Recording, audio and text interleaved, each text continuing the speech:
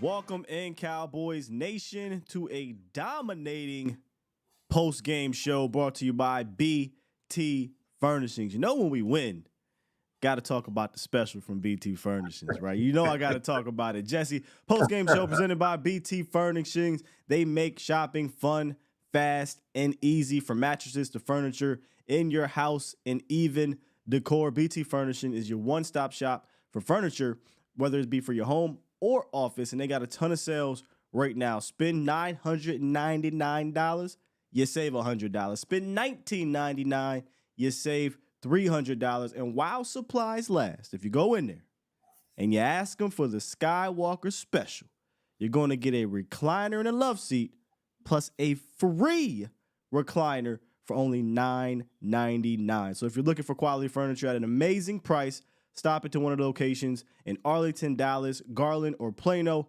or go to btfurnishings.com to furnish every need in your home, I should say. Definitely one of those recliner-type games, Jesse. Pretty early in this one as the Cowboys went up 28-3 or something like that, 21-3 at halftime. Yeah, 28-3 at halftime. 28-3 at halftime. They closed it out with 38-3. And they closed it out with a red zone touchdown. Still got some issues to fix down there. But Hunter Lipke finds the lane created by, shouts out to Brandon Cook, and Terrence Steele, knifes it in there, gets in for the end zone, and the Cowboys get a little bit of a monkey. Not the whole thing. They got to clean a lot of things up, but they extend the lead to 38-3, and it was just a dominating fashion, Jesse, from top to bottom, all around in this game. Yeah, we talked about this in the pregame show that you want to see the Cowboys come out this football game and just be in control, just do what they do, and they did. And when you have an efficient football team who doesn't shoot themselves in the foot, who take care of business, who are alignment, assignment sound, and who have energy, effort, and enthusiasm about playing a game of football, you have outcomes like this. The Cowboys last week had 13 penalties for over 100 yards. This week, only 5 penalties for 32 yards. The Cowboys turned the ball over last week and didn't win the turnover battle. They get 3 turnovers today, scored 18 points off of those turnovers. Time of possession that they won. They rushed the ball for 124 yards, 253 yards passing. Everything was efficient. Everything was effective. And the defense was back to where they were the first 2 games of the season. And that's what we wanted to see. We wanted to see that defense just play with their hair on fire. But do it. We wanted precision assassins, because if you got the young boys out there with the 30-round sticks and the switches, and they didn't letting that thing go, anybody get hit. But when you got the trained John Wick assassin, the bullets go where they're supposed to go, and that's what you wanted from this defense. I didn't need wild and crazy. I need trained assassins. Yeah, and today you saw trained assassins to the tune where Bill Belichick in the third quarter said, "Get him out. Yeah, get him. What you call him? McCorkle. Get him out of there, man. Get him up out of there. Let's see what the other kid Zappy can do, because they teeing off on this joker, and he is booty juice, and he just giving the ball away. So let's get these jokers out of here." Yeah, the defense to me today was so much more disciplined. I thought you saw it across the board. You thought from the edge guys, the linebackers, the safeties. They just were so much more disciplined, especially after that first drive. And it obviously showed up in the stat sheet where, they spoiled Ezekiel Elliott's return. He could do nothing on the ground. Ramondre Stevenson, he snuck about 1 or 2 runs, but it was pretty much shut down city for that run game. And then obviously when you do that, you do what, Jesse? You earn the right to rush the passer. Yes. And they did that in spades, and it might not show in the sack department in regards to 7 sacks, but they did get to the Patriots quarterbacks twice, and then they forced a couple interceptions due to pressure as well. And then obviously at the end, Michael was definitely trying to get one. He was trying to extend that streak, and Bailey Zappi was like, nah, it's not happening. I'm throwing this thing away. Yeah. And even Bill was like, "Hey man, put that running." The other Bill, was it O'Brien or something like that? He said, "Yeah, put the running back over there." And the running back says, "Shoot, this y'all problem." Pushed him right inside, and Mike almost got a sack. But this is the type of game that the Cowboys want to have defensively, is when they make teams one-dimensional. I really don't care who you are, what weapons you have. If you become one-dimensional against this team, that's where things can get hairy for you, because now these cornerbacks, these DBs, they're sitting on things because they know the pressure's going to get there. 9 times out of 10, the pressure's going to get there, and it absolutely worked today. So that's good that they can carry that momentum over on the defensive side of the ball. Shouts out to Duron Bland, player of the game. I'm patting myself on the back. I don't care if somebody else pats me on the back. I'm patting OJ Holley patting himself on the back because I'm like Boosie daughter in the back of the car when he was coming home from jail. I told y'all. I told y'all about Duron Bland. I told y'all. Everyone was always talking about, the turnovers and this and this. I told y'all. I stand on it 10 toes down. When you watch Duron Bland play when he first came into this league, you said, whoa. And we spoke about this on the show a week ago, and you said it. You said Duron Bland takes the ball away from people. It ain't like the ball falls in his hand. Duron Bland takes the ball away, and he uses great ball skills and hands. And you saw that today. You saw him take the football away twice from Mac Jones. He is not just some throw a guy in there, and not just some guy who just is going to, whatever happens, happens. Nah, this dude is legit, man. He is a legit player in the National Football League. I get it. You're saying, well, but it's Trayvon Diggs. Nah, man, since this dude has entered the league, he leads the league in interceptions. He goes after the football. He's a good player. And I said this before. He actually has more years of service and experience at playing the cornerback position than Trayvon Diggs has. Yeah. Trayvon Diggs been only doing it for 5 years. Duron Bland's been doing it for his entire football career, probably dating back to high school. So this kid is just fine, man. I'm happy for him today. He showed up, 2 picks, 1 back for a touchdown, and it's just I'm happy to see it. I'm happy to see Duron Bland step up and show out. Yeah, it won't be no surprise tomorrow who my Cowboys custom player of the week will be. But Duron Bland definitely showed up, showed out, also added 3 pass deflections. And you were basically playing. See, he don't live by the hope creed. I talk about that a lot on my channel. He don't live by the hope creed. He lived by the wish creed. And he kept telling him, we wish you would come back on this side. And he just kept going to his side as if he was some scrub. And he wasn't doing it like within the play either. He was coming back to Duron Bland's side, maybe third read within the play, scrambling around backside. Like, what are you doing, sir? So yeah, he had a phenomenal game. A couple other players that stepped up. I want to say I saw Neville Gallimore a little bit more in this game. He flashed some in this game. I saw Mozzie flash some in this game. Shots out to Dante Fowler. He was feeling it. I think this defensive line knew what was in front of him, and it was like, I'm ready to eat. And you can feel it. On that third down play that forced a fumble that pretty much turned this game upside down. I wouldn't say turn upside down, but put it away early, was the Dante Fowler game. So a couple players that kind of were quiet over the last start the season. Sam Williams, he gets his first sack. Shouts out to Micah for getting that for him, but he got his first sack. Dante Fowler gets his sack fumble. Leighton Vander Esch, scoop and score.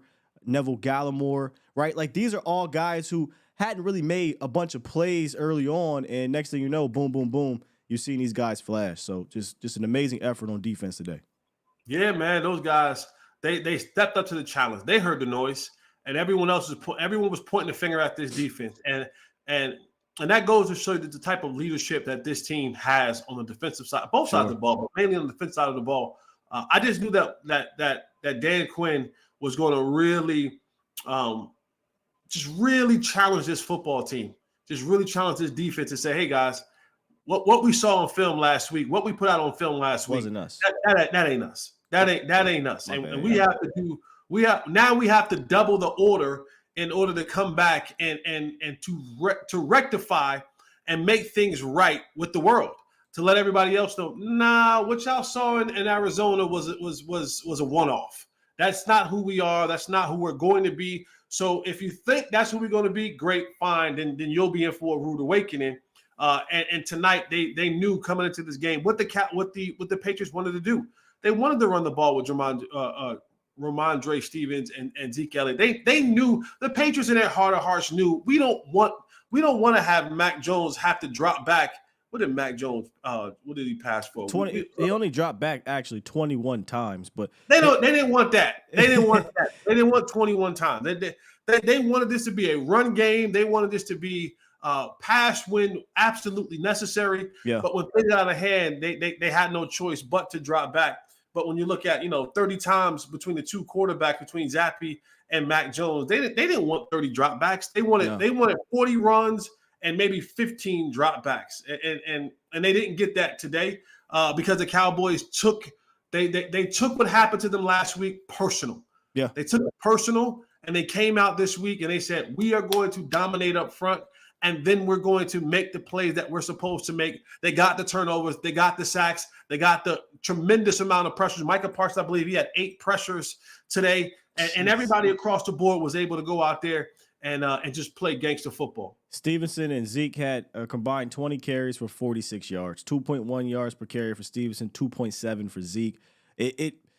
On film, when we watched this leading into the game, I just didn't feel threatened by them. I just felt like if you guys can just remain disciplined on the edges, this run game could do nothing. They didn't have an offensive line that was good enough or a scheme that was creative enough, and those backs aren't good enough to make anything happen at the line of scrimmage. They need lanes to be there. They need to run free and then finish with power, and they absolutely shut that down. Mac Jones and Zappe, like you said, 16 for 30, 2 interceptions. Just all in all, just shut down day defensively. On the other side of the ball, offensively, again, I haven't watched every team, but I think statistically that this will be proven. But just, when I say I haven't watched every team, I mean as in-depth as Dallas. But I don't know how many other teams are as efficient between the 20s. I mean, I don't know what they need to do to clear up the red zone, but between the 20s, they are getting opportunities down there. They are moving the ball at will. Dak is in total command in between the 20s. I think McCarthy and Dak and these receivers, everybody just seems to be on the same page down there. Another efficient day, 28 for 34, 261 in a touchdown against Bill Belichick. This is, by the way, 2 in a row. Cowboys hadn't beat Belichick, I don't think ever, if I'm not mistaken. But now 2 in a row, 1 on the road, 1 at home. This makes 10 straight victories at the crib, by the way. So maybe home field is starting to become a thing now. We'll see what's up with that. And then on the ground, one thing I did notice this week in practice, they were very, very cognizant of Tony Pollard's touches, because TP he led the league in touches the first 2 weeks, right, or first 3 weeks.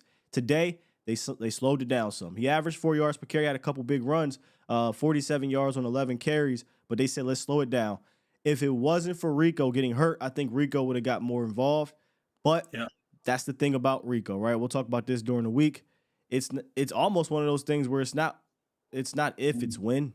Yeah. And he went out. And he's a Tyron Smith, the running backs. Yes. It's not if, it's when. And he went out and he hurt his hip again. I remember a couple years ago he had a hip situation that kept him out for the season.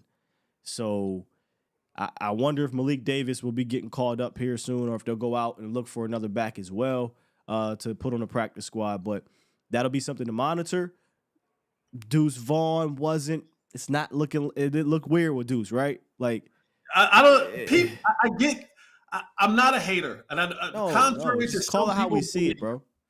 Contrary to some people believe, but Deuce is a great story. He's a great story, but it's different, man. When you got to go out there and then real life dogs is out there, you just ain't running around nobody. You just ain't running past nobody, and then when you have to pass protect, you really have to pass protect, and that doesn't go like without notice.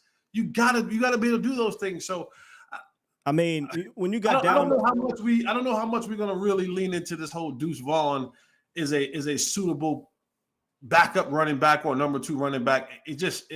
When you got down to that, they call it the gold area. I call it the green area because it's not the red zone. It's like right outside of it. And you started getting to kind of those passing situations, 3rd, 4th down. I'd much rather have Lipke out there to do that than Deuce Vaughn, because Lipke can slip and dump it off and run after the catch, right? That's really his game anyway.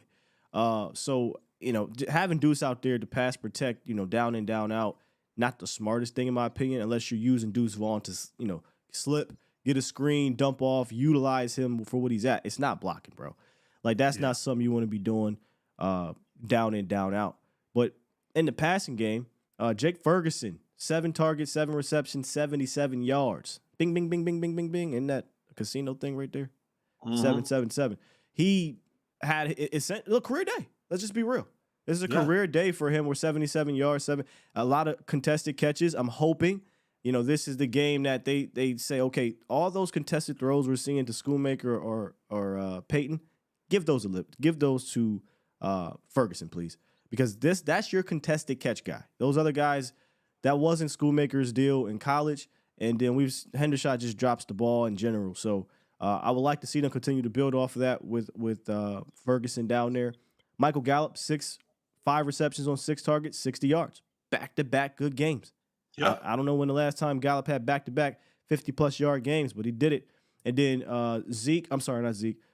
Lamb, he scored the only receiving touchdown today, 36 yards, a touchdown. And Jalen Tolbert had a lot of good catches, 4 receptions, 4 targets, 53 yards. They spread the ball around. Brandon Cooks, he got 4 targets, 4 receptions, only 27. We still haven't fully spread the wings, I don't think, offensively. Right. But this is weird, Jesse. Something I've been noticing. We're getting in these games, and they're over by the third quarter. Like, I don't know how to feel about it. Like, this is awesome, right? Like, you blowing these teams out, great. But then there's that part like, okay, I know you're not about to show everything. I know you're not about to try to go deep. And it feels like I would like to see a little bit tighter in these situations. I hate to say that. I don't want to see it tighter. I would love all blowouts. But I want to see what happens when you got to go blow for blow, throughout the game against a team when your team is fairly healthy. Last week, I get it that their excuse was we don't want to expand the playbook or expand the verticality because of the injuries. Well, hopefully that's not the case next week, because you're going to need to expand that damn playbook. Yeah, yeah, they are. I mean, that's the gift and the curse of it, right? Like, you blow teams out, and now you don't necessarily have to show all that you have in the playbook. You don't have to go deep down the field. You don't have to have all these explosive plays. And so, you want to control the clock and run the ball out, and it happens. That's the game of football. But to your point, I agree with you. I want to see can we go blow for blow with the team that's as good or better than us at full strength? Full strength. I don't count last week as a full strength team opportunity for us. They won the game. Kudos to the Arizona Cardinals. But I mean, look no further. 7 days from today, is it Monday night or Sunday night? Is it Sunday night? I believe this one's Sunday. The next one's Monday. Okay, so 7 days from right now, we'll be getting ourselves prepared and ready to go to face that team, and it's gonna be a dogfight. You're going to need everything next week. You're gonna need the verticality. You're gonna need the horizontal. You're gonna need to run the screen. You are going to need everything against the Niners next week on both sides of the ball. So we haven't seen it in 5 games. We darn sure gonna see it next week. 100%. And as we started off kind of jokingly. For the post-game show brought to you by BT Furnishings, they finally did score in the red zone. However, we're going to come away from this, and one of the things we're going to talk about to get better at is still being down there. They were 1 for 4, and they got to a point where they made a frustrating play call for me. Maybe the most frustrating one so far of the season. 3rd and 1. You are obviously, it seemed like they were in a 2-play down situation, right? Run the ball. Don't need to get cute. Run the ball. If it doesn't work out, you're 4th and 1, 4th and 2, 4th and 3, you can convert again. You don't run the ball. You run a play action, and you have the backside defensive end. I never understand play action boot, backside defensive end runs free on certain situations. That situation's stupid. Because now you're going to get a free rusher who gets a sack, and it takes you out of going for it again. Just an absolute brain fart of a play call right there that I bet you McCarthy's going to kick himself for. So, got to clean these things up down there in the red zone. Drop passes, running into each other, bad play calls. It is still a mess carrying over from last week that has to be cleaned up. It is, but I like cleaning up messes when I'm 3 and 1, then 1 and 3. 100%. So this is a mess and it's, and I know people are going to say we won 38-3 and we get it. We understand it, but we're just trying to say if there's anything that we want to continue to work on, because there's going to come a point in time where you're going to play teams. Yeah. Even after the Niners, when you're going to play the Chargers, they're going to score points, and you're going to have to find a way to match them point for point at times. I think that's just how the game goes. And if you're not doing it at a pace right now, the switch just doesn't automatically go off. Like whenever you're not doing anything good and you can't correct it, it doesn't just automatically, oh, today we're going to do it good. No, you got to find a rhythm. You got to find plays. You got to find an understanding, and you have to become a threat, because teams will begin to look at you like, oh yeah, they'll move 20-20, but when they get in the red zone, now this is where we'll stop them at right there. And if you don't have that confidence mentally, it begins to bother you. It begins to bother you when you don't have that success. They'll go, man, we're in the red zone again. And that's what you don't want. You don't want to have that on your team. You don't want to have that on your conscience as a coach.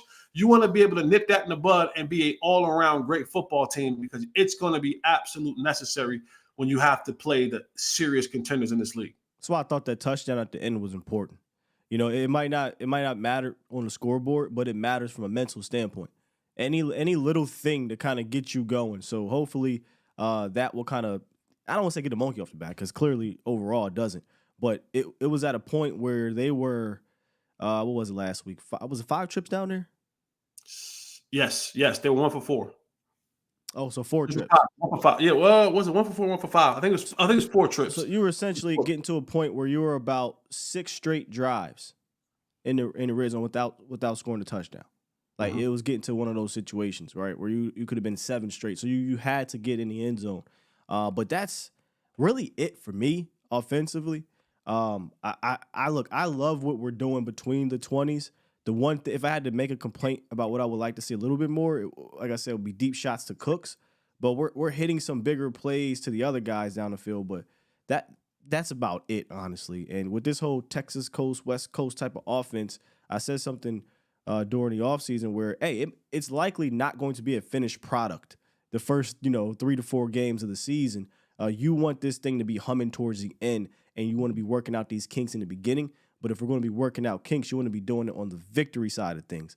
Yes. As we said at the pregame show, people going to complain one way or another. I would rather them be given a reason why we won complaining than complaining and giving a reason why we lost. So I will take these dubs with some things to work on when they get back home, they get into the film room and things like that. Give me 38-3 all day with things to work on, as opposed to 28-16 loss, and everybody thinks the world is burned and falling down. The Cowboys ain't ish.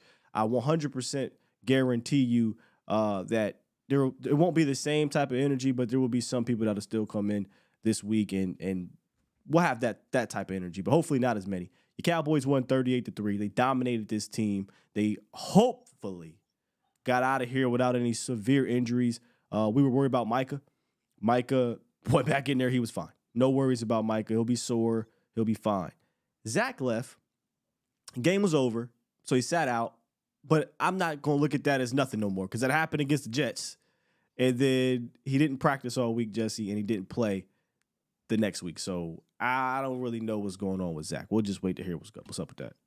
Yeah, we'll just keep monitoring it, and hopefully Micah, when the adrenaline dies down, that it's just soreness and nothing more severe than that. And fingers crossed that we get Tyron back next week, so that we get at full strength heading up and playing the Niners. Yeah, I mean, and see, this would probably be something that will be more evident on the film. But you definitely saw, and it's something I want to talk to Vach about a lot too. You definitely saw Chuma confused a bit here, in the sense of not necessarily confused post snap or anything. Like he probably didn't fare terribly in this game. I mean, we didn't get sacked that much, but at the line of scrimmage, I don't know if you noticed this. Almost every play, it seemed like Chumi, or at least for an audible, Chumi Doga's looking at Tyler or looking across the line. Hey, what's up? What am I doing here? Yeah. And they're telling him what to do. And I don't know if that's because he practices at left guard all off season or all spring or summer or what have you, and he didn't play much left tackle. Actually, he played a lot of left tackle, but he hadn't played left tackle in a while. But it's clear out there that he's trying to figure things out pre-snap. Fortunately, it didn't cost him much. Hope Matt Judon is okay. They didn't really be able to take advantage of Matt Judon on that side. But if you get Tyron back, I think you have a little bit more cleaner exchanges up there. We had a couple full starts and some holdings and things like that. But like you said, if he's not ready this week, I think we are looking at potentially IR situation. Yeah, let's hope for the best on that one. Yeah, let's hope for the best. All right, man. Again, not much to really get at. This is weird, man. 3 victories this week or this year, and all 3 of them have been. Think about this for a second. 40-0, 30-10, 38-3. I mean, just absolute blowouts. And just to kind of review again on the defensive side of the ball, I think today were a lot of guys who didn't really splash the first 3 weeks. Neville Gallimore, LVE, Dante Fowler. Those 3 guys splashed big time today. LVE, scoop, score. Dante Fowler, strip sack. Neville Gallimore had a couple stops and I believe a tackle for loss. He definitely splashed. Offensively, you saw guys like Jalen Tolbert continue to grow. I think he's growing out there. 4 targets, 4 receptions, 53 yards. Jake Ferguson, young guy stepping up. Dak Prescott, surgical, 28 for 34 in the touchdown on a day. And then we're hoping for the best from the injury standpoint with Rico Dowdle and Zach Martin. So we'll keep you guys posted on that. And I'm sure Jesse will on all the platforms he's involved with during the week. Yeah, you guys can catch me during the week, Monday through Friday, 1 p.m. Central Time on Hanging with the Boys and DallasCowboys.com. You can catch me 3 times a week on my show, Unfiltered with Jesse Holley. You can also catch me on Believe Cowboys with Jeff Kavanaugh. And find me on Twitter, Instagram, and Facebook at Mr. Fourth and Long, just like it sounds, MR, number 4, THANDLONG. Yeah, man, I'm outside. Yeah, you're definitely outside. And obviously, you guys can catch me tomorrow in the morning. We're going to recap this thing, talk to you guys, A to Z Sports in the morning, and then me and Vach Lombardi over on the volume. We'll be talking to you guys about this game as well. And then, obviously, our guy Mo, who will be on, I believe, within the next hour. Usually he does when we have early games. We'll be recapping this as well. So we will be active all week, celebrating this victory for a few days. And then we're going to move on to the big bad wolf that is the San Francisco 49ers. And we'll have a lot to talk about for that game as well. But nonetheless, your Cowboys got the victory. Cowboys Nation, don't be a miserable fan. Enjoy it, and then we'll move forward and figure out what we got to clean up and get ready for that game. Because next week, that's the one, man. That's the one. I feel like if they get that one, it'll help a lot of people who are, I call them miserable or foul weather fans. It'll help a lot of people. So we'll see what's up with that. But check us out on all of our platforms, and we'll see you guys next week. Can we get one, Jesse? Yes. Do we deserve one? I think we do. 38-3, you got to get one. I think we do. All right, Cowboys Nation. I'll see you guys later. Peace. We out. I'm in my zone, on the road to the Super Bowl. Every game on the schedule crucial and take a toll. It don't matter if we're at home or on the road. You try to tackle, I'll truck a sucker and take it soul. I'm staring at 4th and goal, gotta find an open hole. A linebacker just close a hole where I'm supposed to go. So now I'm thinking my centers are all pro, so I trust he can make a walk for wherever the ball go. Yeah, there's 5 seconds on the play clock. The crowd was loud, but they stopped. Now it's silent while they watch. They stand off in the red zone. All I see is red home. Watch me get this touchdown and this W and head home.